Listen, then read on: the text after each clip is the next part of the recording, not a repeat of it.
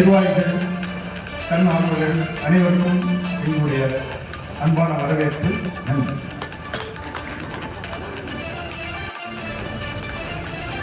இந்த நிகழ்வுக்கு வருகை தந்து தொடர்ந்து புத்தக திருவிழா சிறப்படை வைக்கிற ஊடக நண்பர்களையும் புத்தக திருவிழா குழுவின் சார்பில் வருக வருக அன்போடு கேட்டுக்கொள்கிறோம்.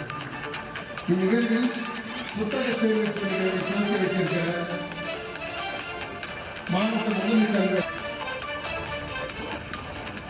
இந்த புத்தக திருவிழாவிற்கு தொடர்ந்து ஆதரவு வழங்கியிருக்கிற கிருஷ்ணகிரி மாவட்ட நூலக அலுவலர் ஐயா அவர்களுக்கு நினைவு பரிசினை பொன்னாளர் வழங்கியிருக்கிறோம். காவேரி மருத்துவமனை நிர்வாக இயக்குநர் திருமதி விஜயபாஸ்கர் அவர்களுக்கு நினைவு பரிசினை கௌரவிக்கிறோம். நினைவு பரிசினை நம்முடைய நீலகண்டன் ஐயா அவர்கள் வழங்கி கௌரவிக்குமாறு கேட்கிறோம். அடுத்தபடியாக ஒசூர் மக்கள் சங்கத்தினுடைய செயலாளர் அரிசன் அவர்கள் வழங்கி கௌரவிக்குமாறு கேட்கிறார்.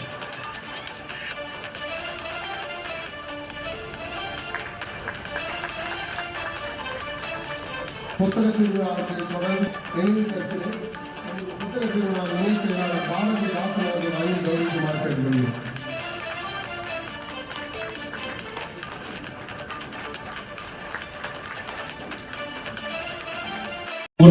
வணக்கம். இந்த அருமையான மாலை வேளையில் ஒசூர் 14ஆம் ஆண்டு புத்தக திருவிழாவில் வருகை தந்து துவக்கி வைத்திருக்கின்ற நம்முடைய மதுரைமிகு மாவட்ட ஆட்சியர் உள்ளிட்ட மேடையில் இருக்கின்ற அனைத்து அன்புள்ளங்களுக்கும் மிகுந்த வரவேற்பை தெரிவித்துக் கொண்டு புத்தக திருவிழா தொடர்ச்சியாக 14வது ஆண்டுகளாக நம்முடைய ஒசூர் ஹோட்டலில் நடைபெற்றுக் கொண்டிருக்கிறது. மிகச் சிறப்பான 100 அரங்குகளை கொண்டு முதன்முறையாக ஏசியில் நடக்கின்ற முதல் புத்தக கண்காட்சி சொல்லி பார்த்தால் அது கண்டிப்பாக நம்முடைய ஒசூர் புத்தக கண்காட்சியாகத்தான் கண்டிப்பாக இருக்கும். புகழ்பெற்ற புத்தக கண்காட்சிகளில் நம்முடைய தமிழ்நாட்டில் நடக்கின்ற முக்கியமான புத்தக கண்காட்சிகளில் சென்னை புதுக்கோட்டைக்கு அடுத்தபடியாக 3வது மிகப்பெரிய அதிகமான அரங்குகளை கொண்ட புத்தக கண்காட்சியும் நம்முடைய ஒசூர் புத்தக கண்காட்சி என்கின்ற பெருமையை சாரும். புத்தக வாசிப்பு நம்முடைய எல்லோருக்கும் உடலுக்கு எவ்வாறு உடற்பயிற்சி தேவையோ அதே போல மனதிற்கு மனப்பயிற்சி இருந்தால் அது கண்டிப்பாக புத்தக வாசிப்பு மட்டும்தான். புத்தகங்கள் நம்மை உலக மகா புருஷர்களை நம்மோடு அறிமுகப்படுத்துவதற்கும் நம்மோடு பேசுவதற்கும் நம்மிடையே இல்லாவிட்டாலும் புத்தகங்கள் மூலமாக உரையாடுவதற்கும் காத்துக் கொண்டிருக்கிறார்கள். அத்தகைய நல்ல புத்தகங்களை வாசியுங்கள், கண்டிப்பாக நம்முடைய வாழ்க்கையில் முன்னேறும் என்று கூறிக்கொண்டு இந்த நல்ல வாய்ப்பு வழங்கிய அத்தனை நல்லுள்ளவர்களுக்கும் நன்றி கூறி நன்றி, வணக்கம். தொடர்ந்து பல அமைப்புகள் இந்த புத்தக திருவிழாவுக்கு சிறப்புடன் நடைபெறுவதற்கு ஆதரவு செய்து வருகிறார்கள். அந்த அடிப்படையில் நம்முடைய மீரா மருத்துவமனையினுடைய மேலாளர் திருமிகு கோபாலகிருஷ்ணன் ஐயா அவர்களை அன்போடு மேடை கலைக்கிறோம். நண்பர்களே, 2008ஆம் ஆண்டு தமிழக அரசினுடைய சார ஆட்சியரகம் மூலமாக முதலாக ஒசூரில் புத்தக திருவிழாவானது துவங்கப்பட்டது. அதன் பின்பு 2012ஆம் ஆண்டு முதல் தமிழ்நாடு அறிவியல் இயக்கம் இந்த ஒசூரில் உள்ள அமைப்புகளை எல்லாம் ஒருங்கிணைத்து தொடர்ந்து புத்தக திருவிழாவை நடத்தி வருகிறது. கடந்த 4 ஆண்டுகளாக தமிழ்நாடு அறிவியல் இயக்கம் தமிழக அரசினுடைய மாவட்ட நிர்வாகத்துடன் இணைந்து புத்தக திருவிழா நடத்தி வருகிறோம். 25 ஆண்டுகளை தொடர்ந்து 14 ஆண்டுகளாக இந்த புத்தக திருவிழா குழு நடத்தி வருகிறது. இந்த புத்தக 300 குழந்தைகளை கூட்டு வந்து காலை முதல் மாலை வரை அவர்களுக்கு புத்தக திருவிழா நிகழ்ச்சிகள் நடத்தி விஞ்ஞானிகள் சந்திப்பு, அவர்களுக்கான அனைத்து ஏற்பாடுகள், அதே போல கிஃப்ட் கொடுக்கறது போல பல விஷயங்கள் பண்றோம். தொடர்ந்து இந்த விஷயங்களை செய்து வருகிற இந்த குழுவுக்கு ஒருங்கிணைப்பாளர் என்ற முறையில் பாராட்டுகளை தெரிவித்துக் கொண்டு இந்த ஆண்டு இந்த திருவிழா புத்தக திருவிழா சிறப்பாக நடக்க நம்முடைய ஆட்சியர் அவர்கள் ஒரு பெரிய விஷயங்களை எல்லாம் செய்திருக்கிறார். தமிழ்நாட்டிலேயே 3,60,60,000 குழந்தைகள் நேற்று ஒரே நாளில் வியாழக்கிழமை மாவட்டம் முழுவதும் தொடக்க கல்வியில் இருந்து மேல்நிலைப் பள்ளியில் குழந்தைகள் கிருஷ்ணகிரி வாசிக்கிறது என்கிற ஒரு மிகப்பெரிய நிகழ்ச்சி நம்முடைய மாவட்டத்தில் நடைபெற்றது. இது போன்ற பல விஷயங்களை இந்த புத்தகத்தின் குழுவுக்கு வழங்குவதற்கு நன்றி. அதே போல இந்த விழாவுக்கு சிறப்பு செய்கிற நண்பர் மீரா மருத்துவ மேலாளர் கோபாலையா அவர்களுக்கு நினைவு பரிசினை நம்முடைய மணிமேகலை மேடம் அவர்கள் வழங்கி கௌரவிக்குமாறு கேட்கிறோம். முனைவர் மணிமேகலை அவர்கள் கோபாலையா அவருக்கு நினைவு பரிசு வழங்குகிறார். அடுத்தபடியாக நம்முடைய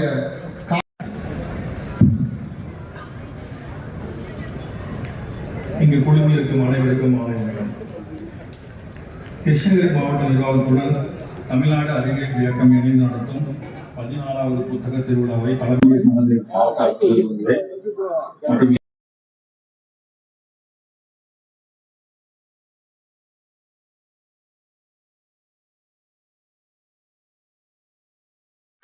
இந்த 14வது ஓசூர் புத்தக திருவிழாவில் கலந்து கொண்டு உரையாற்றுவதில் பெருமகிழ்ச்சி கொள்கிறேன். இந்த விழாவில் பங்கேற்றுக் கொண்டிருக்கும் CEO அவர்களே, திரு நீலகண்டன் அவர்களே, திரு பிரசாத் அவர்களே, திரு சிவகுமார் அவர்களே, திரு சேதுராமன் அவர்களே, திரு பழ பாலசுந்தரம் அவர்களே, மேடையில் வீட்டிற்கும் ஆன்றோர்களே, சான்றோர்களே, பொதுமக்கள் அனைவர்களே, உங்கள் அனைவருக்கும் என்னுடைய மாலை வணக்கத்தினை தெரிவித்துக் கொள்கிறேன். இந்த பிரம்மாண்டமான புத்தக திருவிழா ஆனது 110 அரங்கங்களுடன் கிட்டத்தட்ட 1 லட்சம் தலைப்புகளுடன் ஒரு 3 லட்சம் பார்வையாளர்கள் வருவார்கள் என்று எதிர்பார்க்கப்பட்டு மிக சிறப்பாக ஏற்பாடு செய்யப்பட்டு வருகிறது. அதாவது என்ன சொல்லுவாங்கன்னா, வரலாற்றை மறந்த ஒரு சமூகம் என்பது வருங்காலத்தில் வரலாற்றை படைப்பதற்கான தகுதியையும் தன்மையும் இழந்து விடுகிறது என்று சொல்வார்கள். இந்த புத்தக திருவிழாவில் எத்தனை பார்வையாளர்கள் எத்தனை புத்தகங்களை வாங்கிறார்களோ அதற்கு ஏற்ற போல் இந்த சமூக வளர்ச்சியும் இருக்கும் என்பதை ஆணித்தரமாக நம்புவேன். நான் CEO சொன்னாரு, ஏசியில நடக்கக்கூடிய ஒரே புத்தக திருவிழா அப்படின்ட்டு. ஸோ முதல் புத்தக திருவிழா ஏசியில நடக்கிறது ஒசூர்ல. இதையொட்டி நான் மதுரை மாநகராட்சி ஆணையராக இருக்கும்போது தமுக்க மைதானத்திலே ஏசியில புத்தக திருவிழாவை ஆரம்பித்தோம். உள்ளபடியே மிக்க மகிழ்ச்சியாக இருக்கிறது. ஏன்னா எவ்வளவு நேரம்னாலும் இந்த இடத்துல ஸ்பெண்ட் பண்ணலாம். நான் கல்லூரி மாணவனாக இருந்த பொழுது எதிர்த்தாப்புல இருக்கக்கூடிய சென்ட் ஜான்ஸ் கிரவுண்ட்ல புத்தக திருவிழா நடக்கும். அங்க எழுத்தாளர்கள் அந்தந்த புத்தக ஸ்டால்ல உட்காந்துருப்பாங்க. இப்போ எனக்கு மிகவும் பிடித்த எழுத்தாளர்களிடம் போய் ஆட்டோகிராஃப் வாங்குறது ஒரு பழக்கமாகவே வச்சிருந்தேன். போய் கிட்டத்தட்ட சாயங்காலம் அந்த பைக்கை நிறுத்திட்டு அங்கே போய் ஒரு 4 மணி நேரம் 5 மணி நேரம் அங்கே ஸ்பெண்ட் பண்ணி அந்த புத்தகங்கள்லாம் வாங்கி, முக்கியமான விஷயம் வாங்கின புத்தகத்தை அடுத்த புத்தக திருவிழாக்குள்ள படிச்சு முடிக்கணும். என்ன ஆயிடுது, ஒரு சில டைம் ஒரு ஆசைக்காக வாங்கிடுவோம், ஒரு 2 வருஷம் 3 வருஷம் ஆகும், அந்த புத்தகம் வாங்கின மாதிரியே இருக்கும். அதனால வாங்கின புத்தகங்களை உடனுக்குடன் படித்து அட்லீஸ்ட் அடுத்த புத்தக திருவிழாக்குள்ள படித்து முடித்து விடணும் என்பதை கேட்டுக்கொள்கிறேன். இந்த ஓசூர் புத்தக திருவிழாவை நடத்தக்கூடிய மேனேஜ்மெண்ட் கமிட்டி செஞ்சிருக்காங்க. எனக்கு மிகவும் பிடித்தமான விஷயம், 1000 பள்ளி மாணவர்களை அழைத்து அவர்களுக்கு 50 ரூபாய் மதிப்புள்ள டோக்கன்ஸ் கொடுக்கறது. ஏதோ ஒரு புத்தகம் எடுத்தாலும் அப்படியாவது வாசிப்பு பழக்கம் ஆரம்பிக்கும்ல. அதாவது இன்னைக்கு பாத்தீங்கன்னா நம்மளுக்கு கன்சம்ஷனுக்கு பல்வேறு விஷயங்கள் இருக்கு. அதாவது ரீல்ஸ் சொல்றோம், ஷார்ட்ஸ் சொல்றோம், இன்ஸ்டாகிராம் சொல்றோம், யூடியூப் சொல்றோம், மொபைல் நம்மளை அடிக்டிவா வச்சிருக்கு. ஆனா தேர்ந்த நம்ம காவேரி ஹாஸ்பிட்டல் விஜய் பாஸ்கர் சார் சொல்லும் போது அவர் சொன்னார், நான் எப்பயுமே பையில 2 புத்தகத்தை வச்சிருப்பேன். உங்களுக்கே நான் சொல்றேன், பொன்னியின் செல்வன் படம் பார்த்திருப்பீங்க எல்லாரும். பொன்னியின் செல்வன் படம் பார்த்தவங்களுக்கு வந்தியத்தேவன்னா கார்த்தி அவர்களுடைய முகம் ஞாபகம் வரும். ஆனா ஒரிஜினலா பொன்னியின் செல்வன் படம் புக்கு படிச்சவங்க பாத்தீங்கன்னா, வந்தியத்தேவன் குதிரை மேல் ஏறி அந்த வீராணம் ஏரிக்கரையில் ரைட் பண்ணிட்டு வர்றாரு அப்படின்றப்ப வந்தியத்தேவன் கருப்பா சிவப்பா, அவருக்கு முடி நீளமா இல்ல மொட்டை அடிச்சிருக்கிறாரா, எல்லாமே உங்க கற்பனை தான். என்னன்னா இந்த புத்தகம்ன்றது உங்க கற்பனையை பன்மடங்கு இது பண்ணிடும். வந்தியத்தேவனோட குதிரையோட கலர் என்ன, வெள்ளையா கருப்பா சிவப்பா, எல்லாமே நீங்க உங்களுடைய கற்பனை தான். அதனால ஒரு லைட்டு அந்த புத்தகத்துல ஈடுபட முடிஞ்சு. பொன்னியின் செல்வன் 5 பாகம். நல்ல இன்ட்ரெஸ்டா இருக்கவங்க புக்கை எடுத்தாங்கன்னா கீழே வைக்க முடியாது. அந்த அளவுக்கு ஒரு அருமையான ஒரு கல்கி அவர்களுடைய படைப்பு பொன்னியின் செல்வன். ஸோ அது மணிரத்னம் அவர்களே சொல்லியிருப்பாரு, 2 பாகங்கள்ல பொன்னியின் செல்வனுக்கு ஜஸ்டிஸ் பண்ண முடியாது, அதுக்கு ஈடுகட்ட முடியாது. பொன்னியின் செல்வன் கல்கி அவர்களுடைய சிந்தனையை முழுக்க கொண்டு வர மாதிரி இருந்தால் 10 பாகம் 15 பாகம் எடுத்தாதான் உண்டு. அதனால பொன்னியின் செல்வன் ஒரு அவரோட ஒரு பிரேவ் அட்டம்ப்டே வழியா அந்த புக்குன்றதை அதை கண்டிப்பான முறையில நம்ம ஜஸ்டிஸ் பண்ண முடியாது. அதே மாதிரி தான் ஆங்கிலத்தில் லார்ட் ஆஃப் த ரிங்ஸ் சொல்லிட்டு ஒரு டைட்டில் இருக்கு. எல்லாருக்கும் படம் தெரியும், லார்ட் ஆஃப் த ரிங்ஸ் படம் தெரியும். அதுல வரக்கூடிய போர்க்காட்சிகள்லாம் மயிர்கூச்செறியும் வகையில் ரொம்ப நல்லா எடுத்திருப்பாங்க. ஆனா அந்த புத்தகத்தை படித்தவர்களுக்கு கிடைக்கக்கூடிய அனுபவம் படத்தை பார்ப்பவர்களுக்கு கிடைக்குமா என்றால் கிடைக்காது.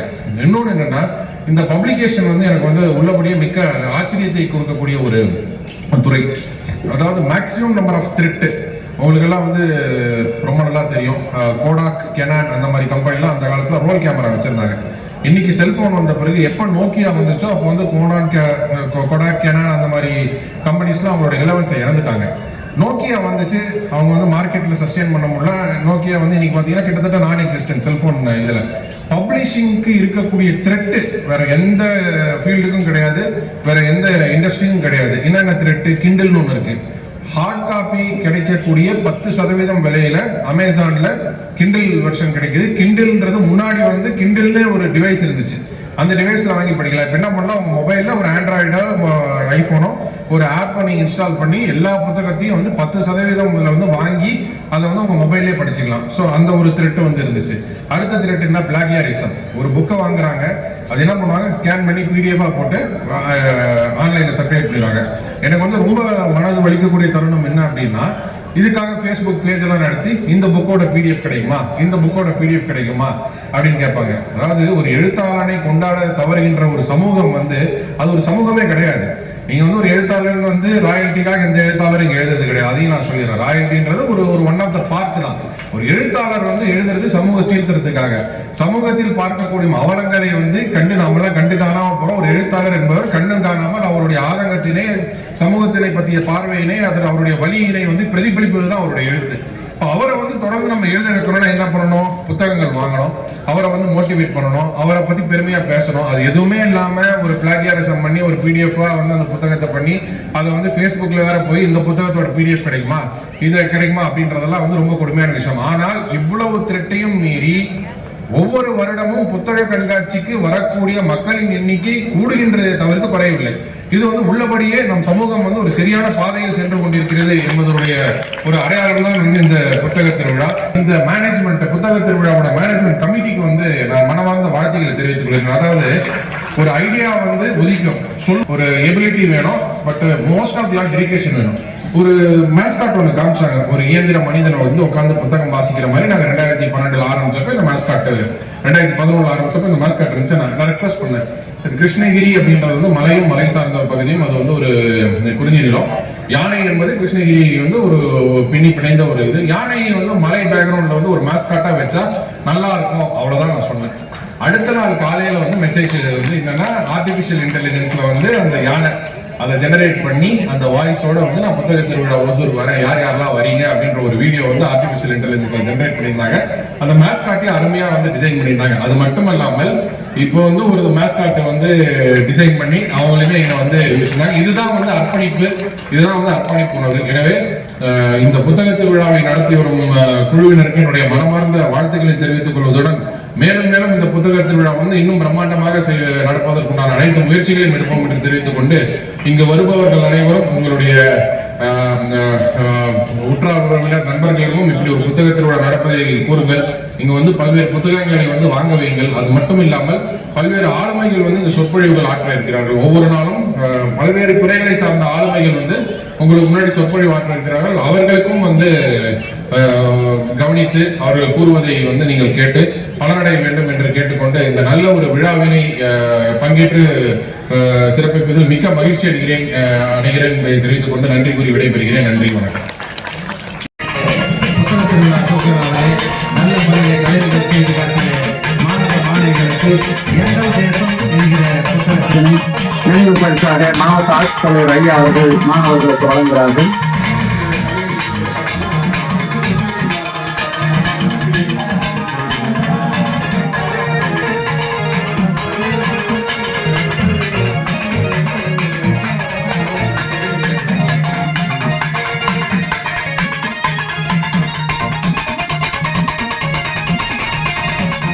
மாவட்ட ஆட்சியர் வழங்குகிறார்கள். நம்முடைய மாவட்ட முதன்மை கல்வி அவர்களும் இந்த 2 ஆண்டுகளாக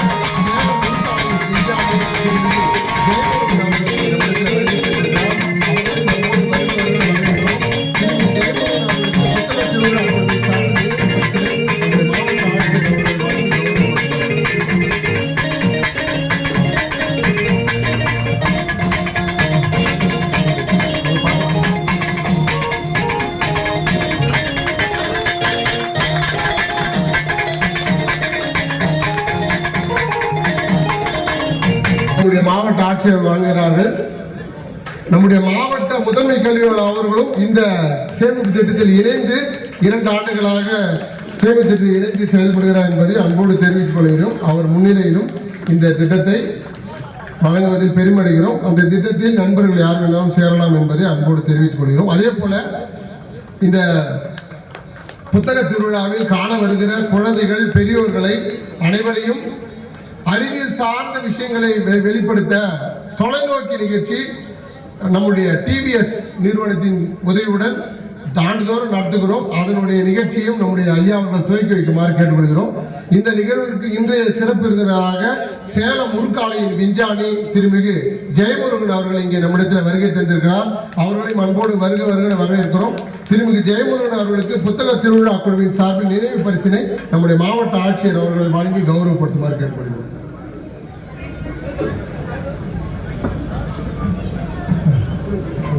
அங்க பார்த்துட்டு